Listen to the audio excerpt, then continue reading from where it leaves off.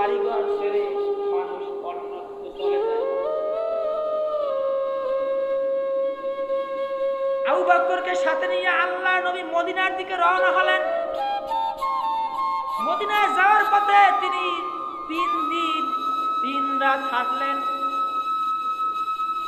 সকাল হয়ে গেল। আবু বকর বলল, ইয়া রাসূলুল্লাহ, সকাল হয়ে গেল, আমরা তো ধরা পড়ে যাব, তাড়াতাড়ি কোথাও আশ্রয় নেওয়া দরকার।